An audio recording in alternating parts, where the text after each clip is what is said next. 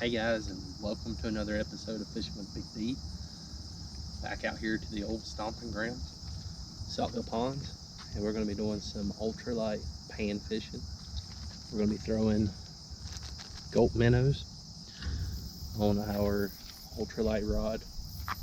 This is Soge Lang fishing rod. I did a review on this a couple videos back. I've got my Shimano Sienna. This isn't a really amazing sensitive setup. That's what we're going to be using today, guys. We have a 1/84 ounce Trout magnet gold.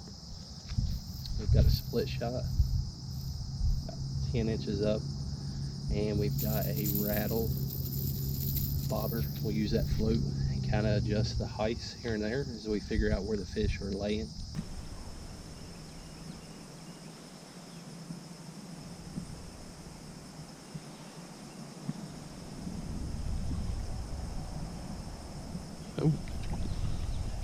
Oh, we missed him.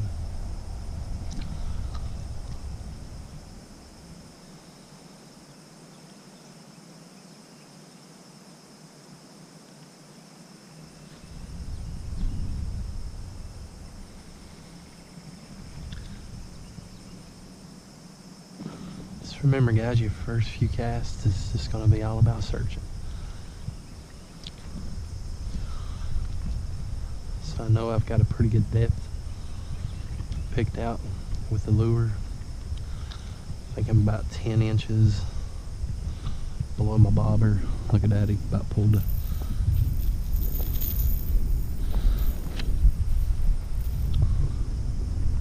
ants keep eating me up. He about pulled that minnow clean off. I'm gonna fix my presentation. Let's go right back out there.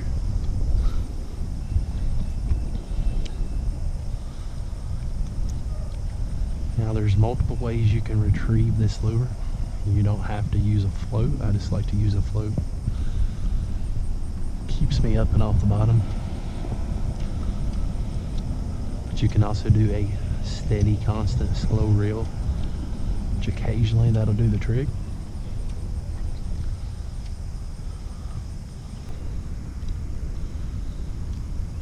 Oh, there he goes again. He might have got the bait that time.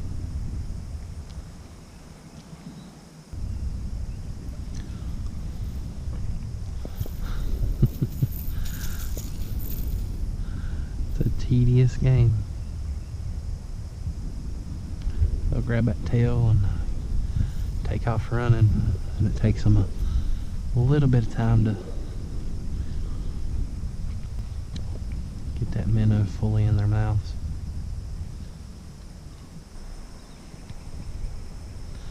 There we go. Oh, we got him. Oh, that one feels a lot better. Look at that rod. He's got that bobber. Oh no. I was running my mouth, let the tension ease up, and he popped right off. That one felt good.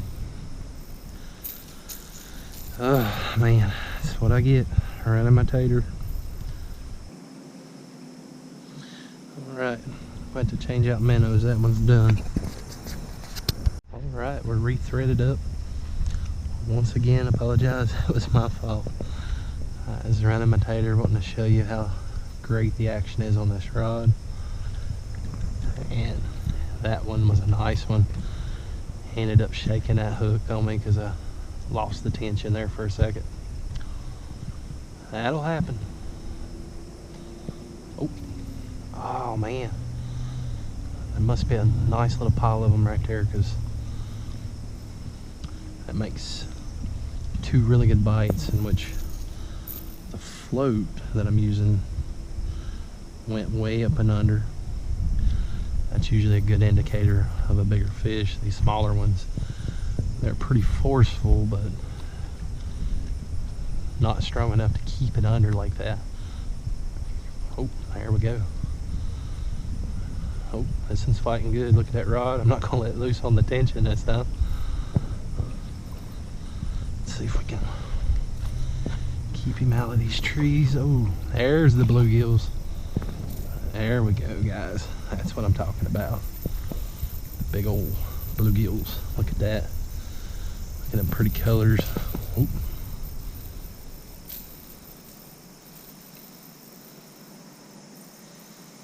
Look at that. See how far he gobbled that thing down?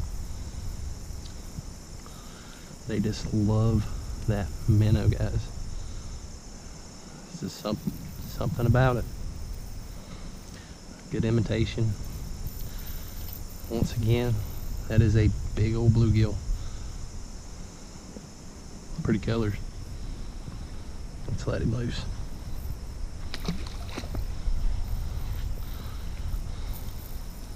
Alright, we're loaded back up and rocking and ready to go. Now if you find a hot spot like this, it is good to keep fishing it until you just don't get no more bites. You never know how many fish are schooled up and in there. We'll do that before we move along.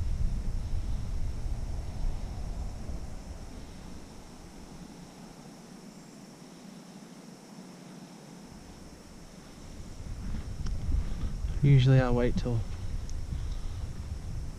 oh, there we go. Oh, wow, that one feels better. Good fighter. Oh, don't get me in that bush. Oh, this is something different. I don't know if it's a crappie. What do we got? Oh, big bluegill. Yeah. That was a hogster right there. Look at that. Beautiful colors on him too. Look at that, right in the top of that lip. Break that loose. Oh. Hey, bend us. Set himself loose.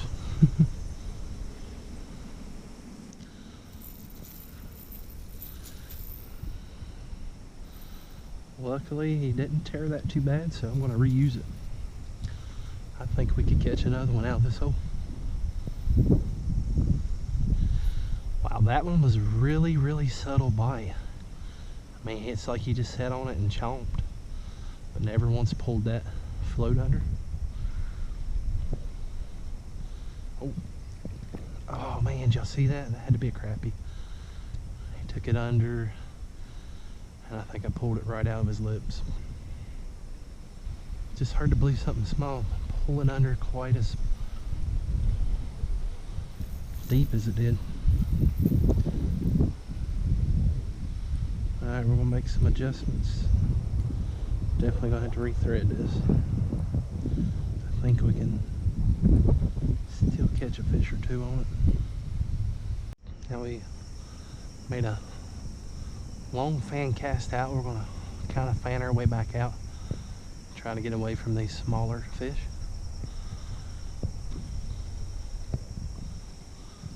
Another good thing that's working for us today, guys, is if you can see that breeze and the way the water's rippling to the bank.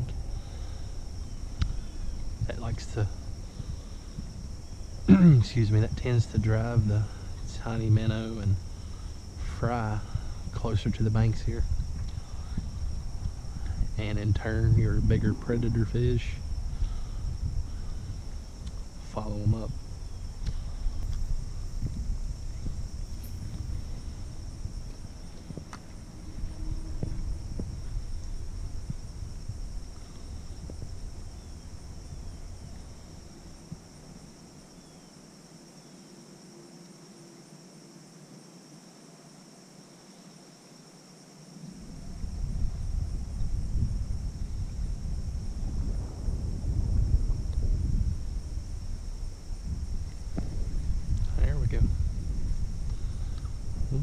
Feels a little bit better. See that rod? Let's try to keep tension.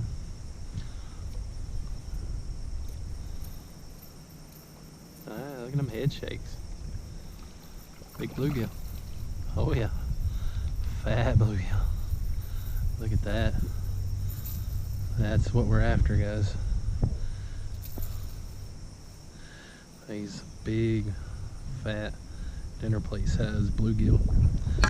Now that one got in the side of the jaw, but man, What a bluegill. Let me set my pole down and show this one to the camera.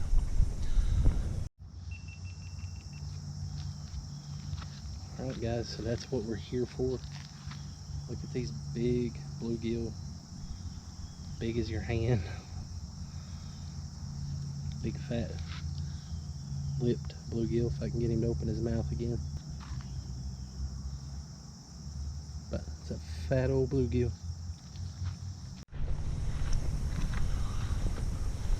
Right. Let's go back over here to the honey hole. We're a little bit further to the... Ooh, dang. Look at that. First swing.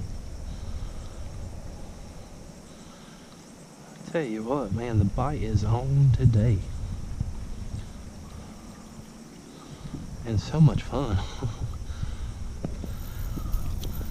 Today's a day of catching, that is for sure. Just gonna readjust my knot.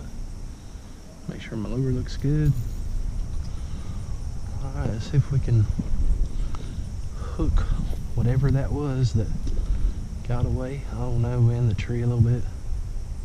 There we go. That's what we want.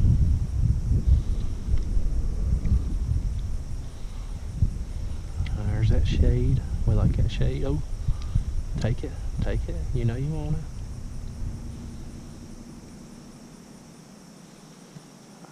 It's just playing with it. I don't think it's a big one. Let's make sure it didn't steal her minnow. Looks like he might have. Nope. Ruffled it up a little bit though. It's got me interested though, because he kind of acting like that Crappie did. Let's get back out there. Go a little further to the left, away from them trees. Oh man, look at that. First cast and it's yanked under. There's something small. It's got to be small. Just keep working it. Keep working it. Oh, oh. There we go. Man, such a subtle bite, but then they fight so hard. A big bluegill. A medium one. He's chunky though. Look at that. Yeah. Man, this is just so much fun on this light gear and this light line. Ow, damn.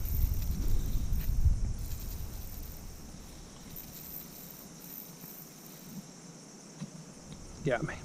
They got some big old spines. Once again, another big fat bluegill. Big as my palm. I got some pretty sized palms. It's got some pretty blue. That one actually took my worm, or excuse me, my minnow. Let's let him go.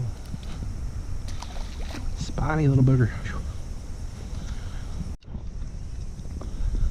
Alright, re-threaded up and ready to go. Dang, look at that. They are on fire over there. It's gotta be something small though. Oh. I mean, as soon as that hit the water, bluegill, they're destroying.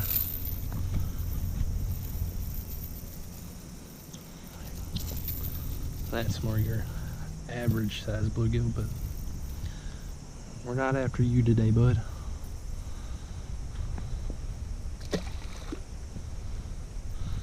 Let's see how bad he tore that worm up, or excuse me, that minnow.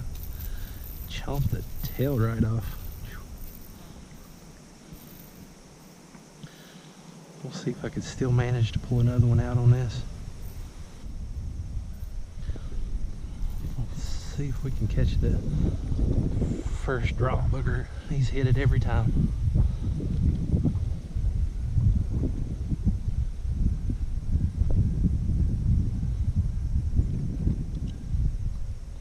Yeah, he's got to be. Oops, I think we got him that time. He feels small. Oh no, well, maybe not. Look at that fight. Look at the fight in that rod. Head shakes. Keeping that bobber under up. Stay out of them trees. No. Oh yes. Thought we lost it. Oh man, that's definitely not a small one. It's about a 3/4 of a pound bluegill, I believe. Dang, what a bluegill. Look at that fat bluegill. Oh, so much fun on this lightweight gear. Probably gonna have to retie. Frailed my line up a little bit. Man, what a bluegill. That's what it's about, guys. These big ones as big as your hand. Big old fat Virginia bluegill. Not quite as big as the pond fed ones or big old Texas ones, but just want to show you guys just how big these things are. I mean, that's my palm. It's a big palm. These fish are covering my whole palm area. But I've got a tape measure with me. I forgot I had. Pull this one out. Just to give you guys an idea on how big these fish are. Go from the lip out to the tail. It's about 8 inches. Hopefully you guys can see that. At the fork, it's closer to 7.5. Now the width, this is what gets me, guys, just how thick these things are. If you go from open, it's about 4 inches wide, give or take 4 inches. 3.5. And then look at the width. Oh man. But look how wide these things are. They're about 1 inch wide. That's how thick they are. The fillets on these things, if you like to eat bluegill, it would be very, very good.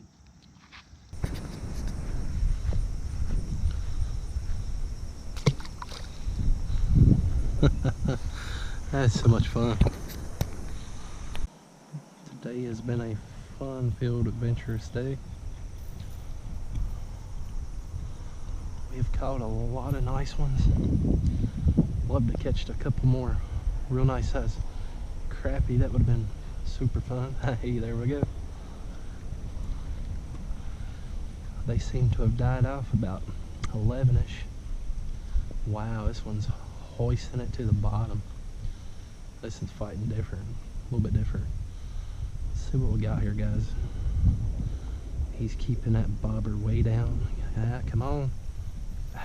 Don't get me in that bush.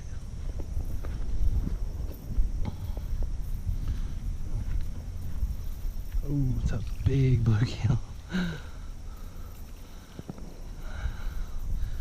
I'm talking a big one. Holy cow, look at that. Oh my gosh.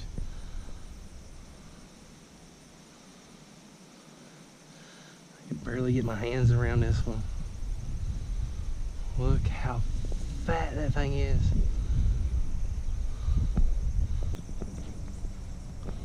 But that's what we're after, guys, these big old bluegill. So much fun.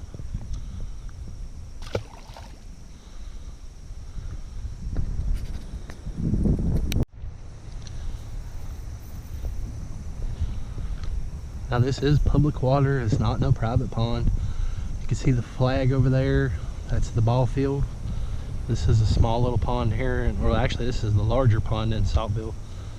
Out of 3 little pond system they got going on. Very productive certain times of the year if you can time it out right. Today we just got lucky and I had a hunch that we might catch a few big ones. I didn't think it would be on fire like it has been. But these big bluegill, they're just so much fun.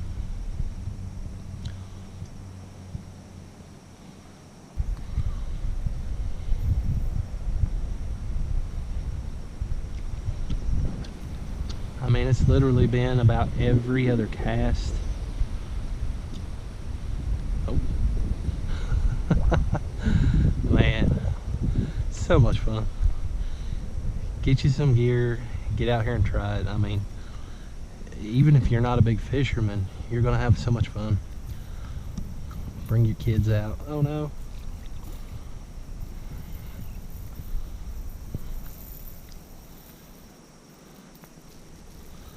There we go. That's more your normal size bluegill there.